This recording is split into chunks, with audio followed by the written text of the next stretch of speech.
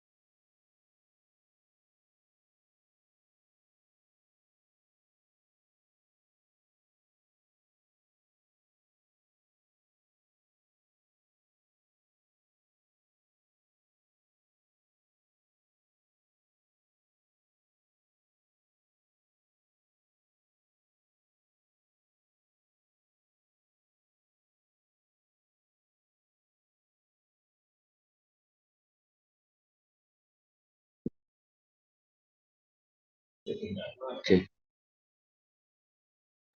Oke, yang baru gabung silakan on cam ya.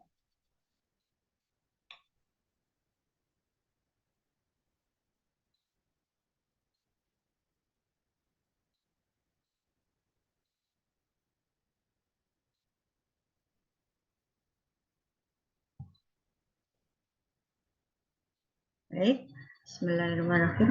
Assalamualaikum warahmatullahi wabarakatuh. Waalaikumsalam warahmatullahi wabarakatuh.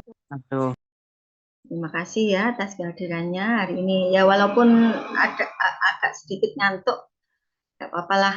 Kita niatkan perkuliahan ini sebagai salah satu bentuk ibadah kita ya.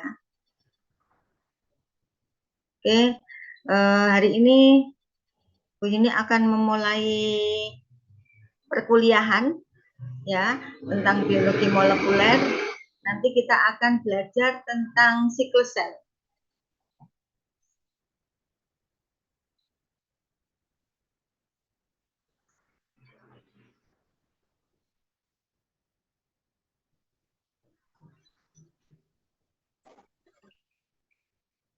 Oke.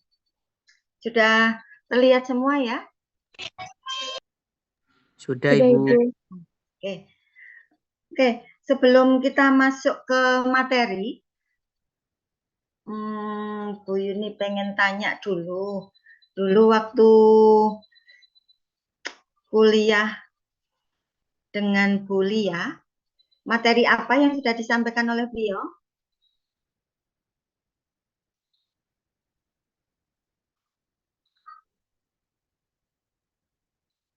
Materi apa, masih ingat?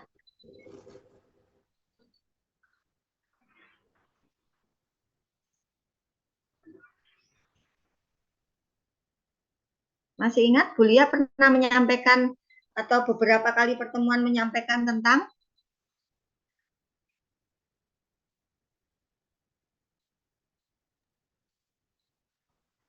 Pernah belajar protein dan denaturasi, Ibu.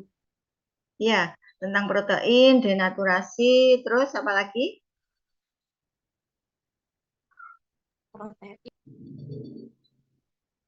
Apa? Introduction DNA dan RNA. DNA dan RNA ya. Jadi mata kuliah kita biologi molekuler itu pada dasarnya kita memang belajar apa ya? Susunan DNA, susunan molekul yang terdiri atas DNA dan RNA. Ya, itu merupakan kajian utama dari mata kuliah ini. Nanti DNA itu dia akan memiliki banyak aktivitas mulai dari replikasi, duplikasi, translasi, transkripsi, ya. Itu merupakan kemampuan-kemampuan DNA dan RNA dalam yang ada di dalam tubuh kita. Nah, sekarang yang saya tanyakan, karena mata kuliah kita ini merupakan mata kuliah yang sangat ilustratif ya, jadi mahasiswa diharapkan mampu untuk membayangkan Jadi selain memahami materinya juga akan diharapkan mampu untuk membayangkan bagaimana toh RNA DNA itu bekerja. Nah, sebelum kita masuk yang lebih jauh, Bu Yuni mau tanya tentang sebetulnya untuk DNA maupun RNA itu letaknya ada di mana?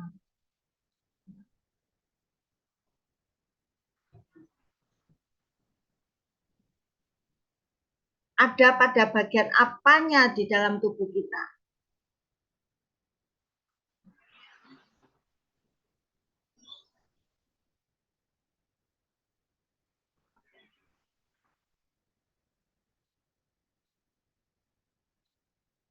Di dalam nukleus.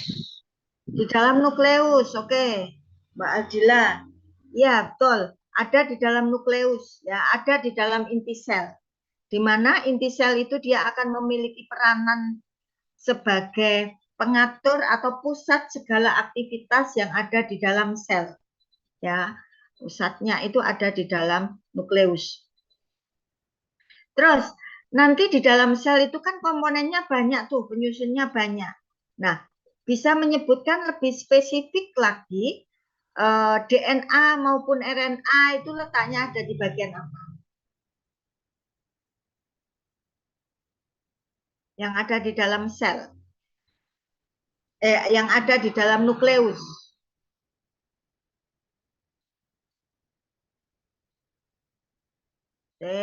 Penyusun dari nukleus itu apa saja? Ada 4 komponen penyusun nukleus. Masih ingat mata kuliah biologi sel? Apa saja 4 ini?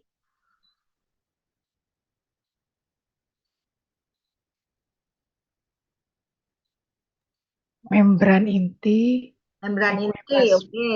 Terus nukleoplasma, nukleoplasma, dan kromosom. nukleolus, terus apa lagi?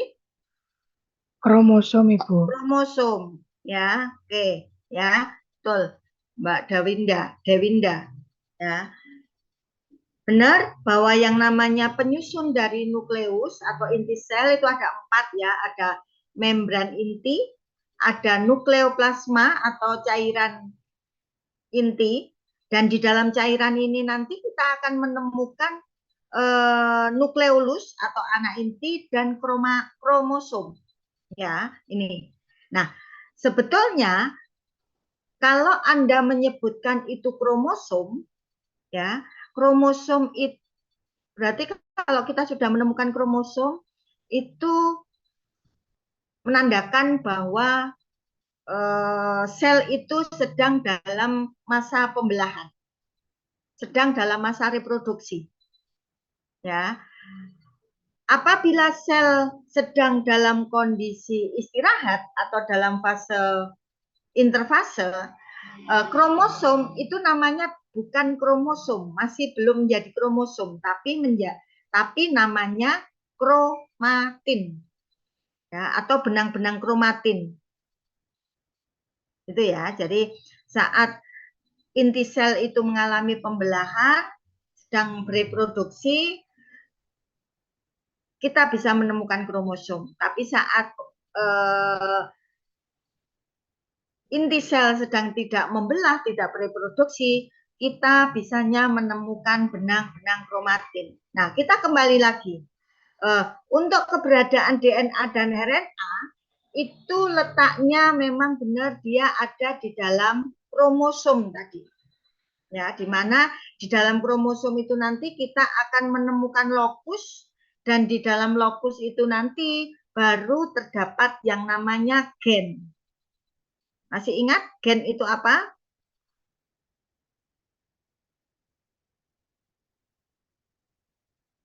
Gen adalah Pewaris sifat. faktor pewaris sifat, faktor pembawa sifat. Itu adalah gen. Nah, penyusun utama, komponen utama dari gen itu adalah DNA ataupun RNA. Ya, itu. Jadi nanti kalau kita bicara tentang DNA maupun RNA, itu pada dasarnya kita sedang belajar masuk ke bagian dalam dari inti sel. Ya. masuk ke bagian dalam dari gen. Ya itu. Nah, sifat kenapa? Karena penyusunnya kan sama nih DNA maupun RNA. Lah, kenapa kok sampai sifat yang ada pada makhluk hidup itu kok bisa berbeda-beda? Itu disebabkan karena apa?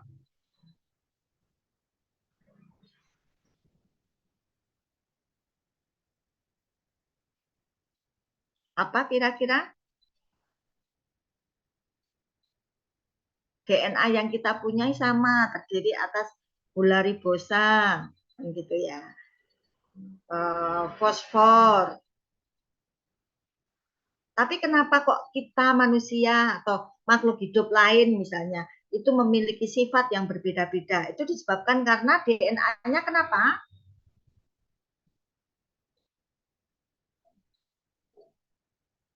Apa yang menyebabkan DNA? DNA yang bagaimana nih yang menyebabkan terjadinya bermacam-macam sifat pada makhluk hidup?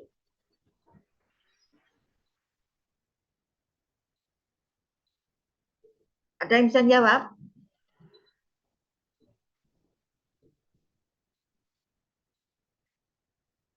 Belum?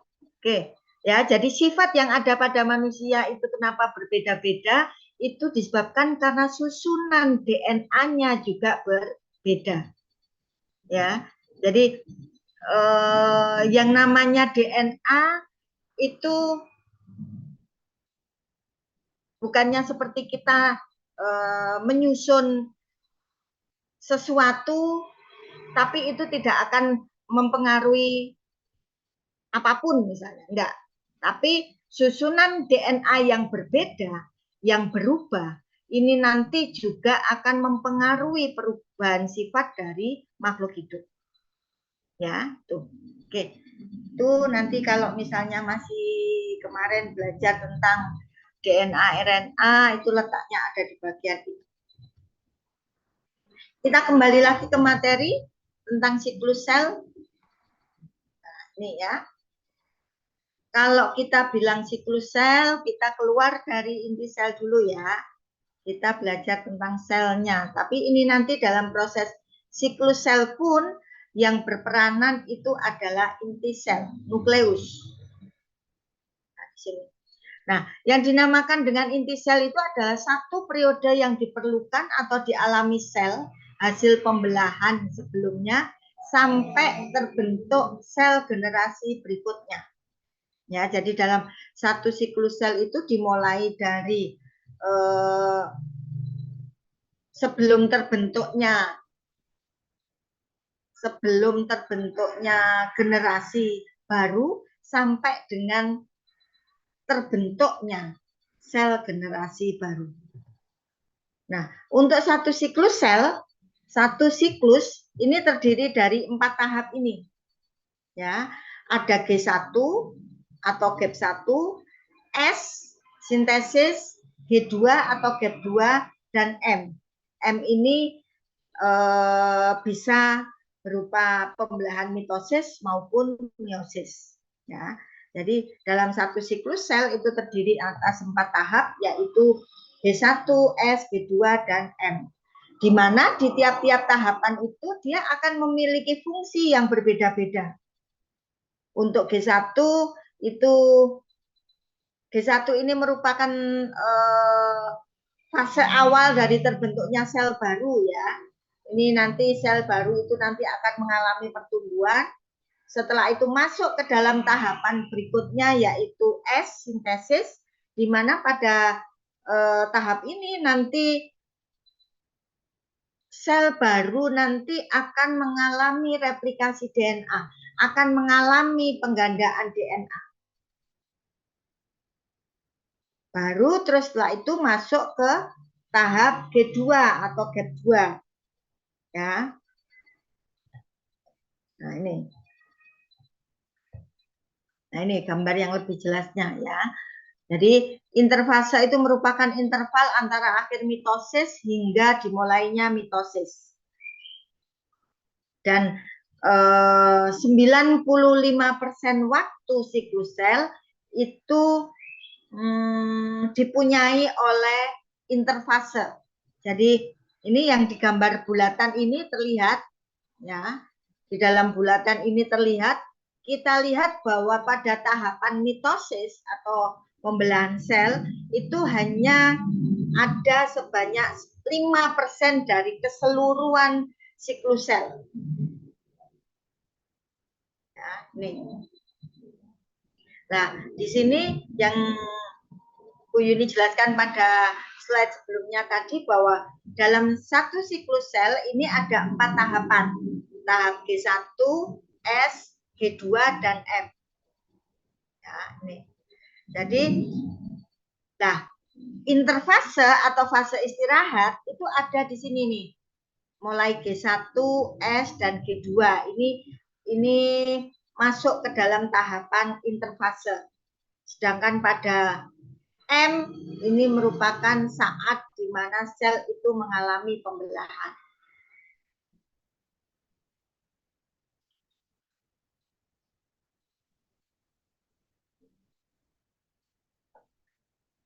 Nah, ini lebih jelasnya. Ya, kita ulangi lagi ya tadi ya. Jadi kita lihat dalam satu siklus sel ini ada mitosis. Sitokinesis ini merupakan proses di mana sel itu mulai terbentuk atau mulai terpisah menjadi sel-sel baru, ya, sitokinesis. Setelah itu sel-sel baru ini nanti akan langsung masuk ke dalam G1 untuk mengalami fase pertumbuhan. Ya, selnya mengalami pertumbuhan. Setelah itu masuk ke dalam interfase. Nah, di dalam interfase ini sel-sel yang baru tadi yang sudah mengalami masa pertumbuhan, dia akan mengalami peristiwa replikasi DNA. Ya, di sini replikasi DNA, penggandaan diri dari DNA. Setelahnya nanti di akhir interfase nanti masuk ke dalam tahapan G2, di mana dalam tahapan G2 ini sel-sel yang akan mengalami proses pembelahan lagi itu akan mengalami proses pertumbuhan dan persiapan untuk pembelahan sel berikutnya. Ya, nih. Itu merupakan tahapan yang ada di dalam siklus sel. Terus kalau kita lihat nih, kalau kita lihat yang ada garis yang berwarna merah, ya, dalam satu siklus sel itu nanti sel harus melewati 3 garis merah atau sering kita sebut sebagai checkpoint. Checkpoint atau titik pengecekan. Ya. Di sini ada checkpoint yang ada M checkpoint, ada G1S checkpoint, ada G2S checkpoint. Ya. Nah, checkpoint itu fungsinya untuk apa? Checkpoint di sini dia itu memiliki fungsi untuk namanya aja checkpoint, titik pengecekan. Jadi dia akan ngecek apabila sel-sel hasil pembelahan itu ada yang rusak atau tidak. Ya, jadi di dalam checkpoint ini dia akan memiliki kewenangan untuk menentukan sel-sel hasil pembelahan mitosis maupun meiosis itu bisa lanjut ke fase berikutnya atau tidak. Ini ditentukan oleh apa? Ini ditentukan oleh bagus tidaknya sel hasil pembelahan tadi terbentuk. Jadi gini maksudnya, nanti setelah terjadi pembelahan sel, ya terbentuk 2 atau 4 sel baru, saat dia akan setelah masuk ke dalam tahapan G1, ya masa pertumbuhan, nanti di dalam checkpoint G1S, ini nanti akan terjadi pengecekan nih, dicek sel-selnya sudah bagus atau belum. bagus tidaknya itu ditentukan dari susunan DNA-nya. Sudah sesuai enggak susunan DNA-nya? Kalau sudah sesuai, sel baru tadi akan bisa melanjutkan ke tahapan berikutnya, yaitu tahapan S. Tetapi apabila sel yang baru terbentuk tadi tidak memenuhi syarat, dalam arti terjadi kelainan atau kerusakan di dalam susunan DNA-nya, ini nanti akan langsung diperbaiki ini. Jadi checkpoint itu dia memiliki dua opsi. Ya, memiliki dua opsi. Sel-sel baru yang terbentuk itu apabila dia rusak, itu nanti akan diperbaiki terlebih dahulu di dalam checkpoint dengan mengaktifkan DNA repair, akan mengaktifkan DNA repair. Nah, nanti kalau misalnya sel yang sudah diperbaiki nanti bisa kembali ke susunan sel yang bagus, masuk kriteria bagus, ini nanti dia akan langsung masuk ke dalam tahapan S. Ya. Tetapi opsi yang kedua, apabila sel yang sudah diperbaiki kok dia dianggap tidak bisa diperbaiki atau tetap rusak, maka checkpoint ini nanti akan melakukan apoptosis. Apoptosis itu apa? Apoptosis itu merupakan mematikan sel secara terprogram. Ya, jadi yang sel-sel yang tidak bagus ini nanti akan, yang sudah diperbaiki kok tetap aja tidak bagus, ini nanti akan di apoptosis oleh checkpoint atau akan dimatikan secara terprogram. Gitu ya. Selanjutnya, setelah dia memasuki tahapan S, aman, dia akan memasuki tahapan G2. Nah, di dalam G2, sel-sel yang akan mengalami proses pembelahan, ini nanti juga akan dicek dulu di dalam G2S checkpoint. Ya, untuk apa-apa yang dilakukan, kegiatan apa yang dilakukan selama di G2S checkpoint itu sama, dicek lagi apanya, sel yang akan mengalami pembelahan tadi.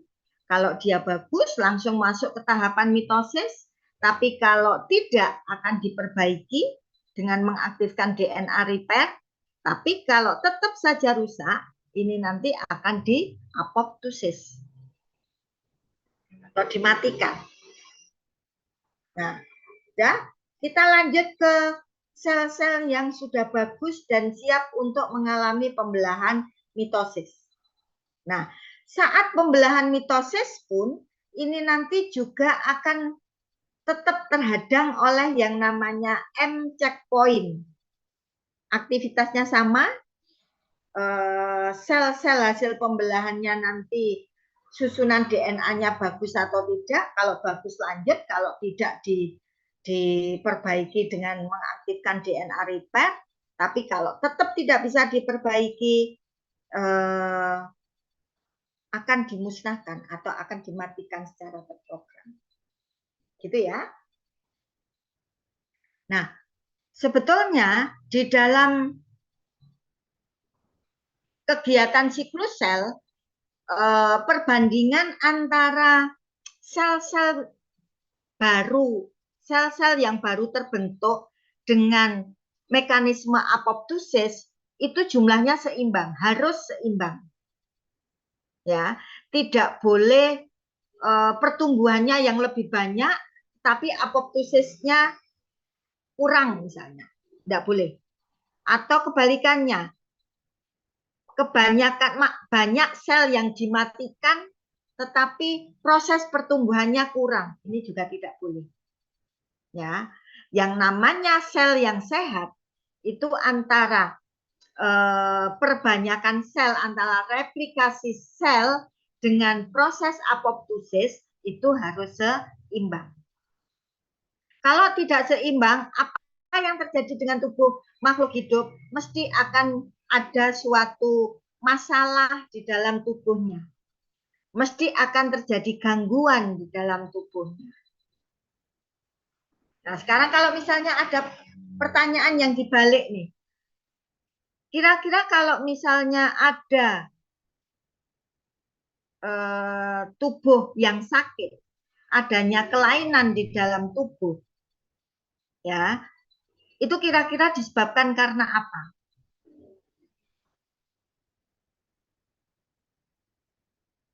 Ada yang bisa jawab? Kalau tidak ada yang bisa jawab, saya kasih tugas. Mengapa walaupun sudah mengalami mekanisme checkpoint peninjauan seperti tadi, tapi nyatanya kita manusia contohnya itu masih saja mengalami penyakit, entah itu penyakit kanker, tumor, atau penyakit apa ya, degeneratif misalnya. Kok masih aja terjadi penyakit? Itu berarti terjadi gangguan pada bagian apanya? Kalau dilihat dari siklus selnya,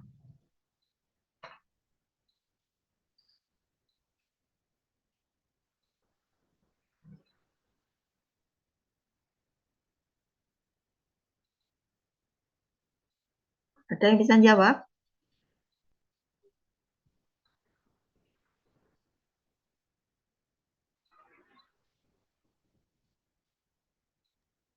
Mungkin karena Ibu karena gangguan mengeruhi lisosum. Ya Mbak, kurang keras. Kenapa? Kenapa kira-kira? Mungkin karena gangguan ini mempengaruhi lisosum Ibu. Jadi lisosumnya kekurangan beberapa protein dan enzim sehingga dapat ada senyawa racun yang menumpuk. Lisosum yang dia memiliki fungsi untuk mencerna itu tadi ya. Kalau kita lihat dari siklus sel yang ada di slide ini, kalau di sini ini kan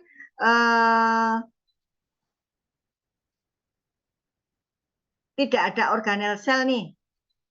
Yang kita bahas adalah siklus selnya. Maksudnya satu putaran dari proses pertumbuhan sel. Kalau dilihat secara molekulernya, kalau kita lihat ada kerusakan di bagian lisosom itu kan berarti organelnya. Ya, itu masuknya nanti di biologi sel. Ya, bukan molekulernya yang kita lihat tetapi selnya. Tapi kalau di sini kira-kira ada gangguan di daerah apa? Ya ini toh. Ada gangguan pada proses pengecekannya. Berarti ada di daerah checkpoint, entah itu di G1S atau G2S atau di M checkpoint yang rusak. Sehingga sel itu dia tidak mampu untuk mengontrol pertumbuhan selnya. Seperti halnya kalau misalnya terkena penyakit kanker misalnya. Di mana dalam proses kanker itu kan terjadinya pertumbuhan sel yang tidak terkendali sehingga terjadi benjolan. Ya toh? Kalau checkpointnya dia berjalan dengan normal, pertumbuhan sel nanti mesti akan dihambat oleh yang namanya peristiwa apoptosis. Karena apa? Proses pertumbuhan dan kematian sel itu harus seimbang. Tidak boleh lebih banyak salah satu. Mesti akan ada gangguan di dalam tubuh kita. Gitu ya, paham ya? Nah, yang jadi PR di sini adalah nanti tolong dibuat tugas, tapi berdasarkan jurnal ya menjawabnya. Silakan dilampirkan jurnal. Gangguan yang seperti apa atau kerusakan checkpoint yang bagaimana yang menyebabkan tubuh itu mengalami penyakit. Ya, coba kamu cari jurnal-jurnal yang berbicara, yang meneliti tentang kegiatan checkpoint yang ada di dalam tubuh. Bisa itu ada di dalam sel darah, bisa di dalam sel otak misalnya, atau di dalam sel hati misalnya.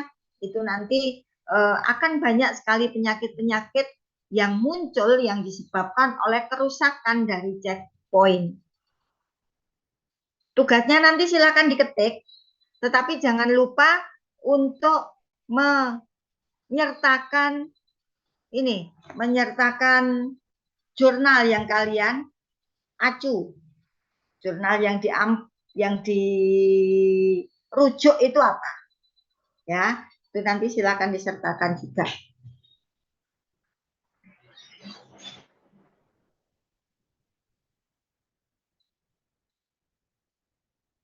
Izin bertanya, Ibu. Ya. Untuk deadline-nya? Oh, lama. Ini nanti jadwal kita hari Jumat ya. Jadwal aslinya. Betul, Ibu. Hari Jumat berarti nanti dikumpulkannya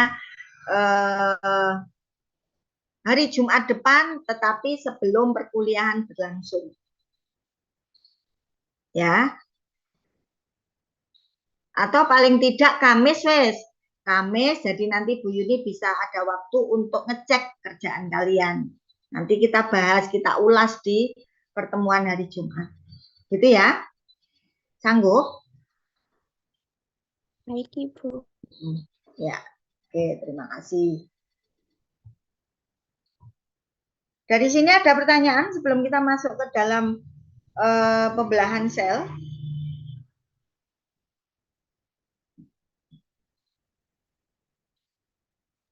Belum ada, Ibu. Belum, oke. Kita lanjutkan ke pembelahan sel. Dalam hal ini pembelahan sel itu ada dua macam. Ada pembelahan mitosis dan ada pembelahan meiosis. Ya, kalau pada pembelahan mitosis itu biasanya terjadi pada sel-sel somatis atau sel-sel tubuh. Ya, tapi kalau pada pembelahan meiosis itu terjadinya hanya pada sel-sel gamet atau sel-sel kelamin. Wes, untuk refresh lagi, di-refresh lagi ingatannya. Untuk sel-sel gamet itu ada apa saja? Macam sel gamet itu ada berapa?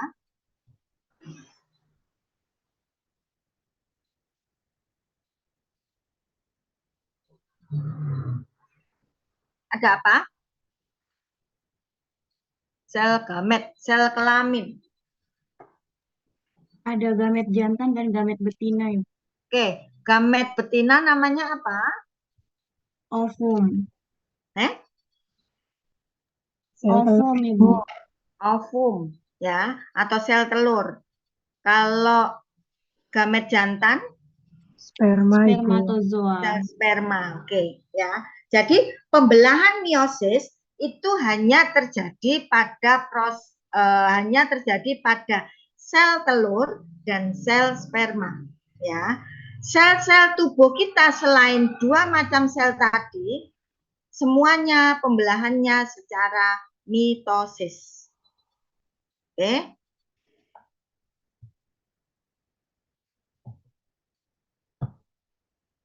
Nah, ini fungsi utama dari pembelahan sel, baik itu mitosis maupun meiosis.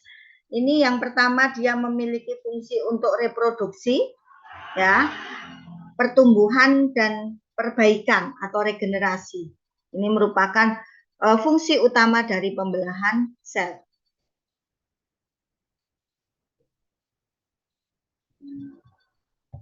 Nah, berikutnya,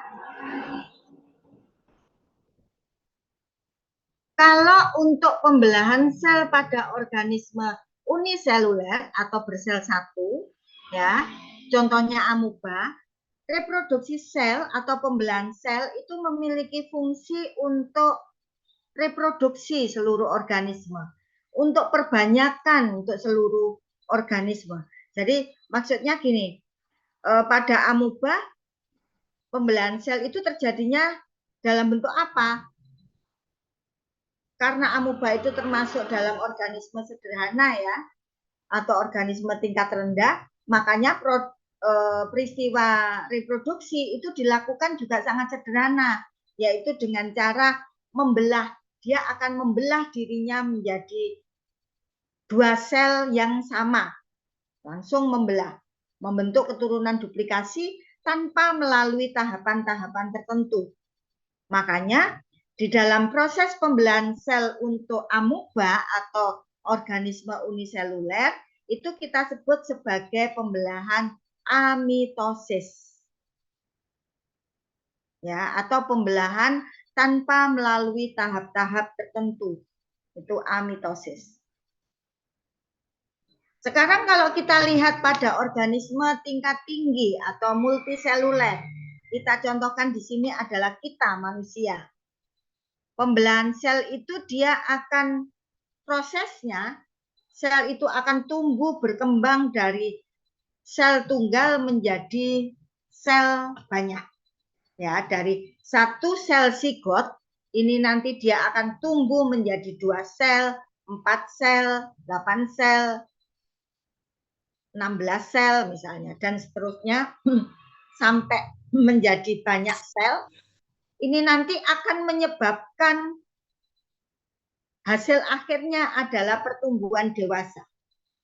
Ya, jadi maksudnya saat bayi yang baru lahir, ya, dia akan mengalami pembelahan sel berkali-kali terus, ya, dia akan tumbuh dan berkembang menjadi dewasa. Nah, pada saat dewasa, apa sudah tidak terjadi pembelahan sel? Tetap. Pembelahan sel tetap berlangsung. Tetapi dia memiliki fungsi yang berbeda. Fungsinya untuk apa? Adalah untuk pembaharuan atau perbaikan sel-sel yang rusak. Ya, jadi pada saat sel itu masih dari sel yang sedikit atau sel-sel tunggal sampai dia dewasa, itu pembelahan selnya berfungsi untuk pertumbuhan dan perkembangan. Tetapi saat dewasa dan sampai meninggal manusia itu, proses pembelahan sel tetap berlangsung tetapi memiliki fungsi untuk perbaikan atau regenerasi sel. Nah, ini sel-sel yang rusak. Oh iya, sel-sel yang rusak di sini, merasa enggak bahwa tubuh kita setiap hari itu ada sel-sel yang rusak yang harus diperbaiki? Merasa enggak?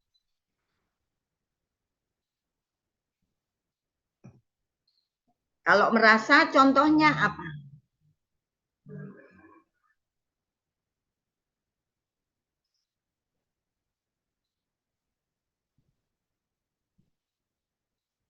Ada yang tahu?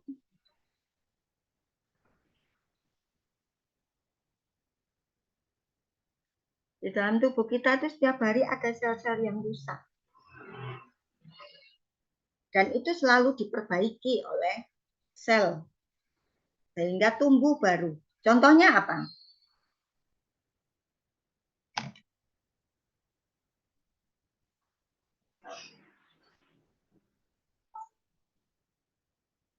Apa?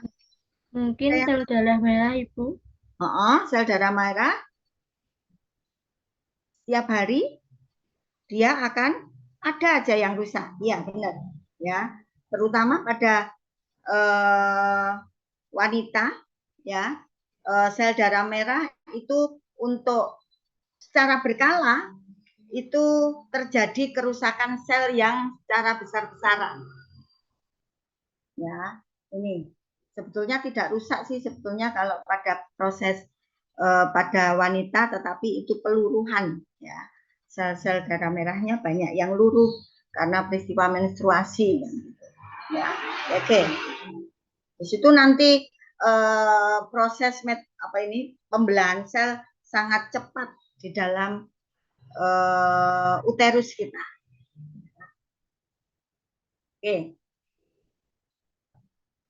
Nah, ini Ini untuk tahapan-tahapan dalam pembelahan mitosis. Ya. Untuk tahapan pembelahan mitosis ada dua tahap secara garis besar ya. Ada karyokinesis dan ada sitokinesis. Kalau karyokinesis itu tahapan di mana terjadi pembelahan materi genetik atau hereditas di dalam inti. Ya. Tahapannya melalui apa? Profase, metafase, anafase. Tetapi kalau sitokinesis itu nanti akan terjadi proses pembelahan sitoplasma atau cairan sel. Ya. Nah, sitokinesis ini nanti akan terjadi pada tahap telofase.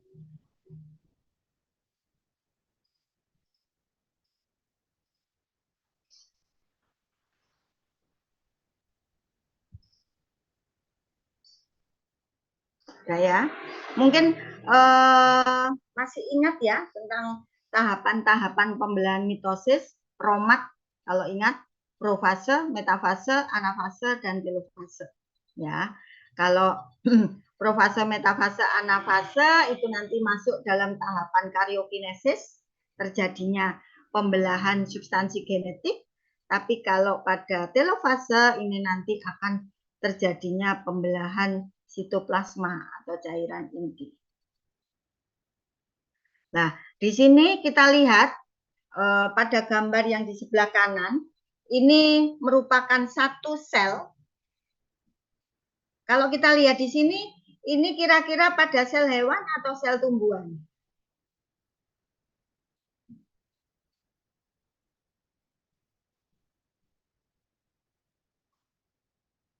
Apa? Kira-kira kalau dilihat di sini, dia termasuk sel hewan atau sel tumbuhan?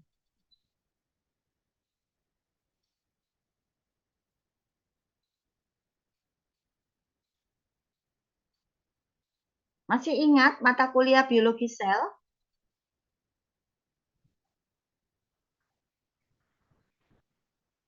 Ayo, sel apa? Ayo pilih salah satu.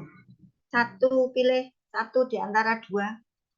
Sel hewan atau sel tumbuhan? Loh, bener ini. Loh, masa lupa semua? Biologi sel? Sepertinya sel hewan, Ibu. Ya, betul, sel hewan. Kenapa? Karena memiliki sentriol. Oke, benar. Karena kalau pada sel tumbuhan dia tidak memiliki sentriol, ya toh. Nah, terus selain itu apa yang terlihat jelas? Dia hanya memiliki satu selaput, ya toh. Dia hanya memiliki membran plasma. Ini. Sedangkan kalau pada sel tumbuhan, selain dia memiliki membran plasma, dia juga memiliki apa? Yang paling luar, yang memiliki sifat kuat, yang tersusun atas selulosa, itu namanya apa?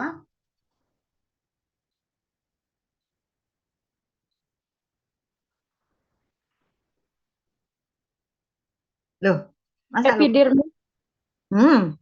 Masa epidermis? Sel. Lapisan terluar dari sel tumbuhan yang tersusun atas selulosa, yang memiliki sifat kuat.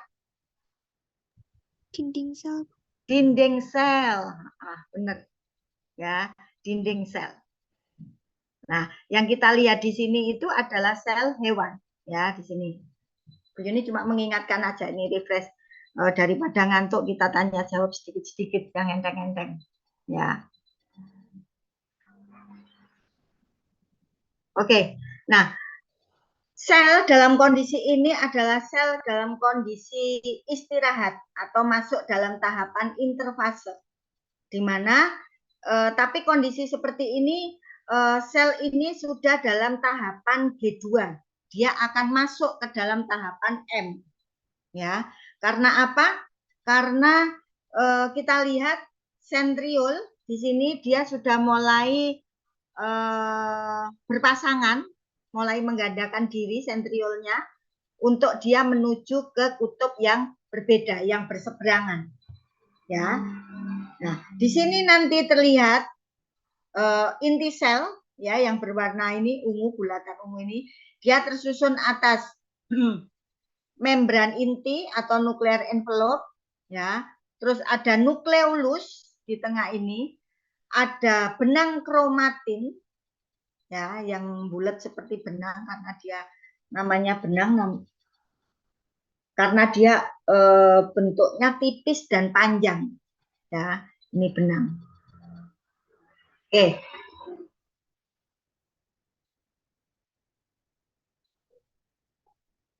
Ini dalam kondisi interfase pada tahap G2. Nah, berikutnya saat sel itu masuk ke dalam tahapan M, khususnya pada tahapan profase awal, apa yang terjadi? Yang terjadi adalah pertama kali ini benang-benang kromatin ini nanti dia akan mulai memendek dan menebal dan berubah namanya menjadi kromosom. Ya, benang kromatin akan memendek dan menebal menjadi kromosom. Setelahnya akan terjadi ini, membran inti akan hilang. Ya, membran inti akan hilang sehingga akan terjadi percampuran antara nukleoplasma atau cairan inti dengan sitoplasma atau cairan sel, akan nyampur nanti. Ya, setelahnya sentriol ini nanti dia sudah akan berada pada tempat yang berlawanan dan mulai terbentuk spindle atau gelendong atau jalur nanti untuk tempatnya kromatid, tempat menempelnya kromosom nanti. Oke ya. Nah, di situ nanti profase akhir akan ditandai dengan kromosom akan mulai berada pada bidang ekuator, pada bagian tengah ini.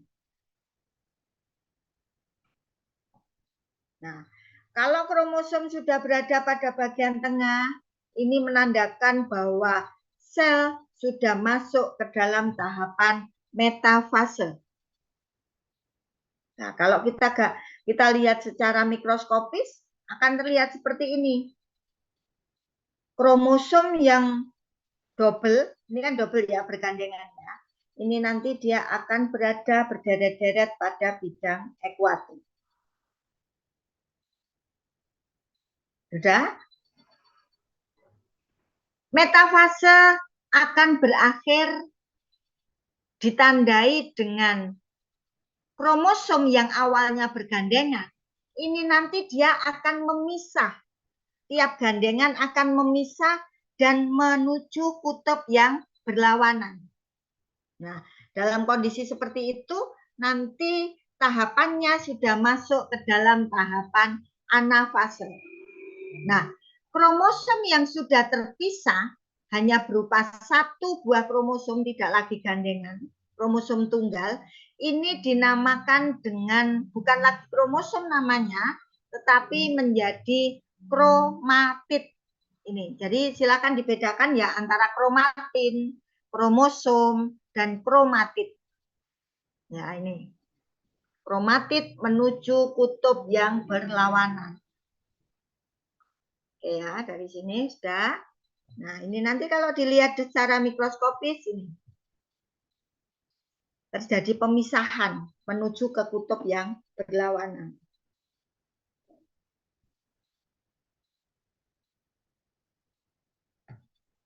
Nah, pada anafase akhir nanti akan terlihat tiap-tiap kromatid sudah mendekati kutubnya masing-masing. Ya, sudah mendekati kutub. Nah, kalau sudah sampai saat itu, nanti akan masuk ke dalam tahapan telofase. Kromatid akan sudah sampai pada kutubnya masing-masing. Ya, setelah itu akan diikuti dengan apa? Diikuti dengan terbentuknya membran inti. Nih, ya, yang berwarna putih terputus-putus ini nanti dia mulai terbentuk dan akan nyambung, akan menyelimuti dari kromatid. Oke. Nah, kalau sudah terbentuk membran inti, kromatid ini nanti dia akan kembali ke bentuk semula, dia akan memanjang, dia dan akan mengecil dan kembali namanya menjadi kromatin. Gitu ya. Nah, pada telofase akhir nanti akan ditandai dengan mulai terbentuknya sitokinesis atau masuk ke dalam tahapan sitokinesis atau mulai terjadinya penebalan di daerah sitoplasma ini. Nah, seperti pada gambar ini, pada gambar mikroskopis ini. Dia masih dalam satu sel, ya, masih dalam satu sel, tapi sudah mulai terbentuk 2 inti sel baru. Ini. Dan pada bidang ekuator sudah terbentuk garis ini, garis ini menandakan bahwa dia terbentuk penebalan sitoplasma pada bagian ekuator. Gitu ya. Nah, pada telofase akhir, nanti pada bidang ekuator yang sudah mengalami penebalan tadi, dia akan terpisah menjadi 2 sel anak baru. Ya, ini untuk arah pembelahan dari sel hewan. Kalau pada sel tumbuhan beda lagi. Kalau pada sel tumbuhan karena dia memiliki dinding sel, ya maaf. Pada bidang ekuator ini nanti dia juga akan terbentuk yang namanya papan sel. Ini. Jadi seperti lapisan papan yang lurus yang sering kita sebut sebagai papan sel. Nanti kalau papan sel sudah terbentuk, dia akan mulai memisah dan proses mitosis akan berakhir. Gitu ya. Nah, kalau mitosis sudah berakhir, dia akan terbentuk 2 sel baru, akan masuk ke dalam tahapan berikutnya yaitu interfase, yaitu G1.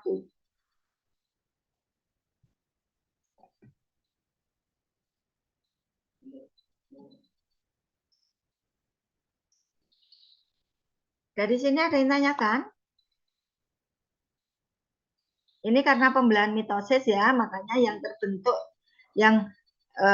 terbentuk itu adalah 2 sel anakan baru.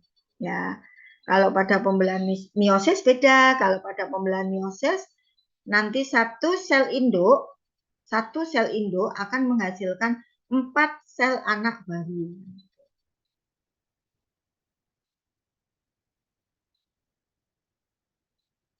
Ada yang tanyakan dari sini?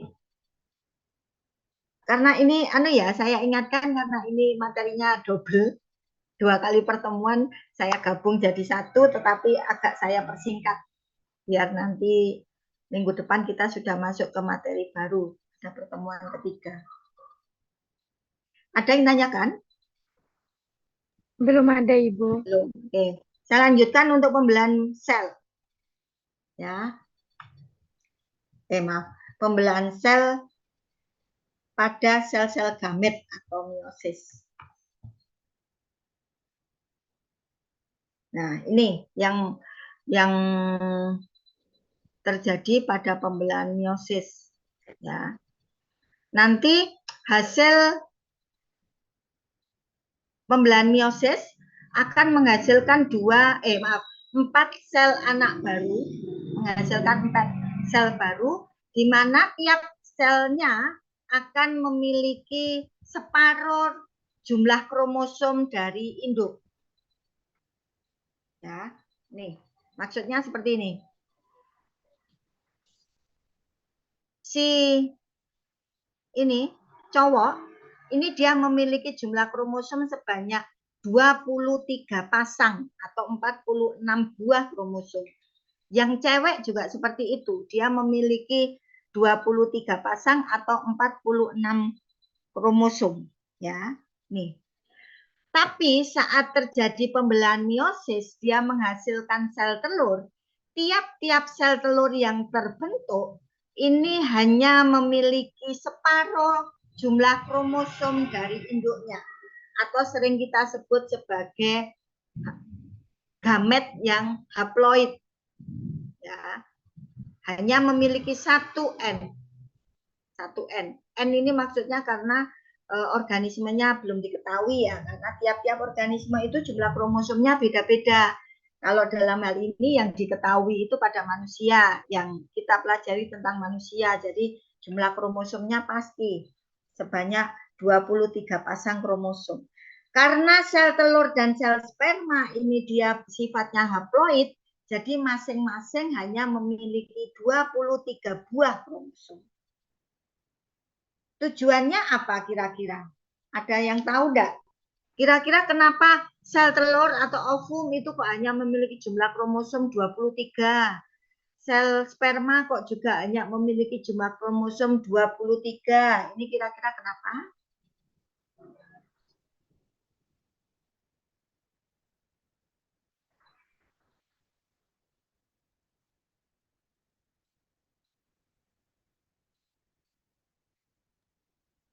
Karena pembentukannya melalui pembelahan meiosis, Ibu. Ya, betul. Karena memang pembelahannya melalui meiosis. Tetapi ingat, ya benar. Tapi kenapa kok pembelahan meiosis itu kok dia menghasilkan jumlah kromosom yang separuh dari sel induk?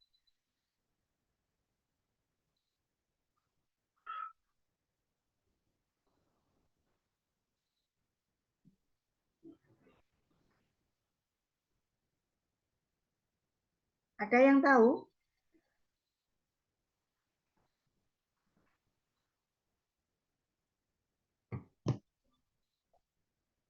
Ada yang tahu?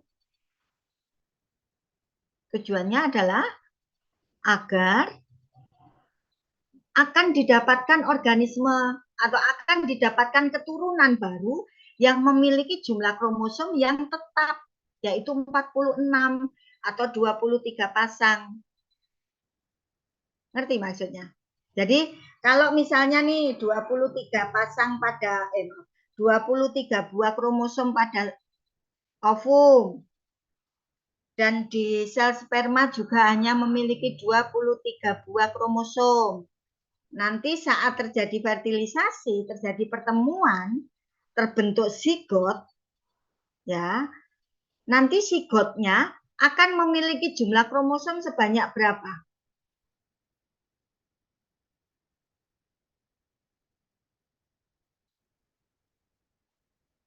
Banyak berapa?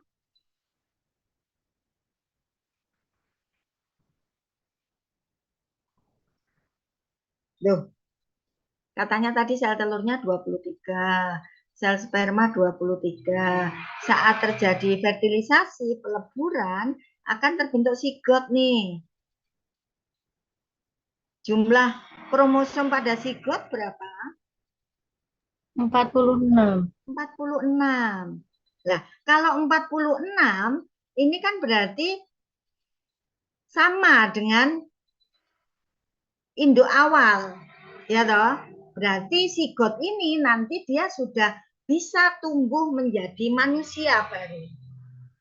Itu ya. Jadi tujuannya kenapa pada pembelahan meiosis itu dihasilkan separuh, jumlah kromosomnya separuh dari sel induk, itu agar untuk mempertahankan jumlah kromosom pada keturunan berikutnya. Itu ya. Oke.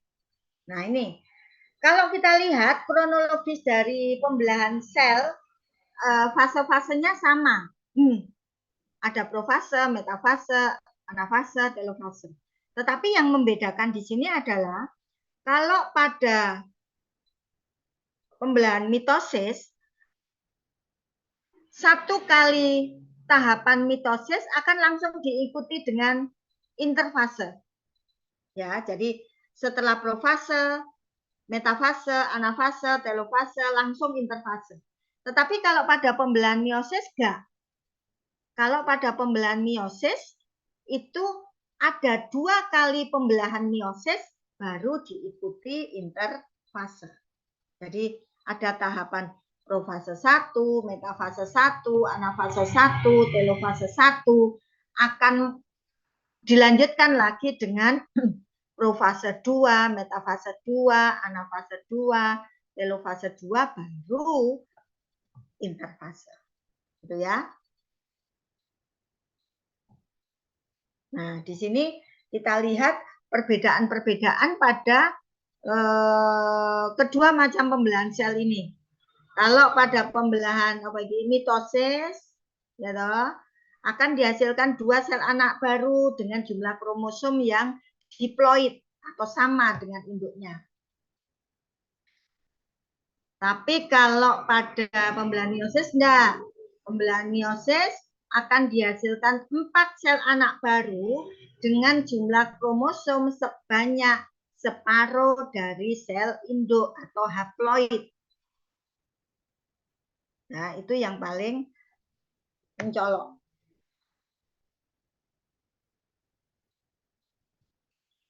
Ini lanjutan, silakan nanti baca sendiri.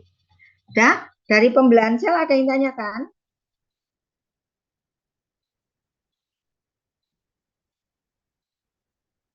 Nggak ada? Cukup jelas, Ibu. Oke. Semoga nanti waktu ujian bisa ya. Oke, kita lanjutkan dengan regulasi siklus sel. Regulasi siklus sel.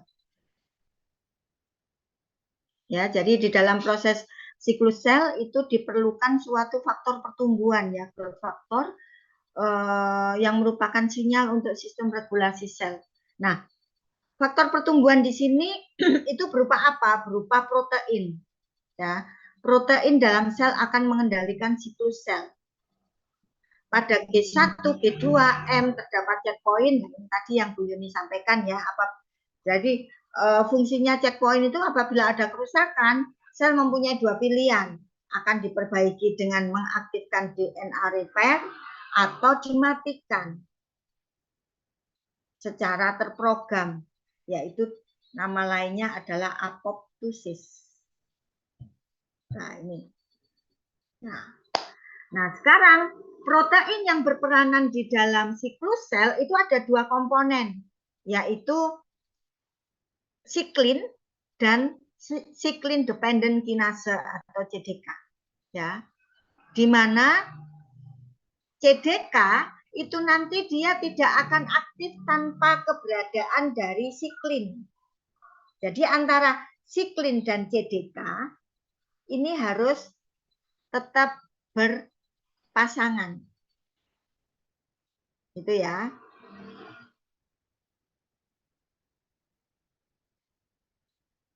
Ini merupakan 4 kelas dari siklin dan 4 kelas dari siklin ya. Protein siklin ada G1S siklin, fungsinya untuk mengaktifkan siklin dependent kinase sintesis dalam akhir G1 dan memicu masuknya siklus sel.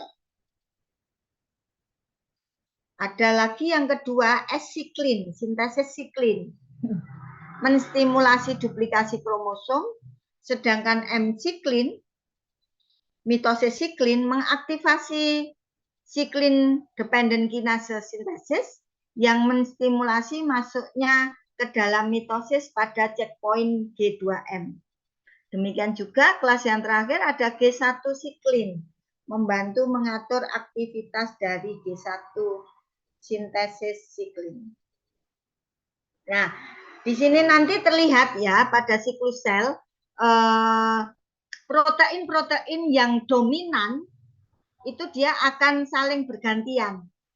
Ya, pada tahapan G1 itu protein yang paling banyak diproduksi atau yang aktivitasnya paling tinggi itu adalah G1S siklin. Ini yang berwarna biru. Ya, pada G1 tahapan G1. Sedangkan pada tahapan G1S ini checkpoint G1S ya, mulai dari checkpoint G1S sampai dengan pada ini G2M ya, pada G2 ini nanti yang paling dominan proteinnya adalah sintesis siklin. Ini yang berwarna merah. Demikian juga pada tahapan checkpoint di tempat checkpoint G2 sampai dengan M, ini nanti yang paling dominan, yang aktivitasnya paling tinggi adalah protein M siklin. Ya, ini. Nah, ini bisa dipelajari, silakan dibaca. Nah, ini gangguan pada siklus sel dapat menyebabkan sel masuk ke dalam tahapan kematian sel secara terprogram atau apoptosis. Dalam kondisi normal, apoptosis dan proliferasi atau penggandaan sel itu harus berada dalam kondisi yang seimbang. Terganggunya sistem pengontrolan siklus sel dapat menyebabkan sel tidak keluar dari siklus dan tidak berdiferensiasi dan terjadi proliferasi sel terus-menerus sehingga terbentuk kanker. Nah, ini. Ya. Ini dia tidak bisa keluar dari siklus sel berikutnya sehingga dia terjadi peristiwa proliferasi, pembelahan sel terus-menerus yang tidak terkendali, ya, sehingga terbentuklah sel-sel kanker. Oke, terima kasih.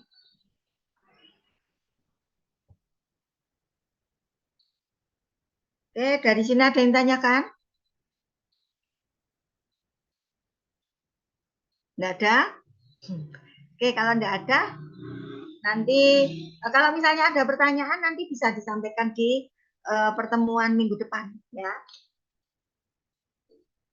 Dan jangan lupa tugasnya dikerjakan, nanti dikumpulkan di PJMK ya, melalui PJMK, dikumpulkan di PJMK, nanti baru PJMK yang akan menyerahkan dalam bentuk file, soft file ke Bu Yuni. Gitu ya. Sudah? Dan yang tanyakan? Terima kasih atas perhatiannya dan semoga ilmu yang sedikit ini nanti bermanfaat dan selamat menanti saat berbuka puasa. Oke ya, saya akhiri. Wassalamualaikum warahmatullahi wabarakatuh. Waalaikumsalam warahmatullahi wabarakatuh.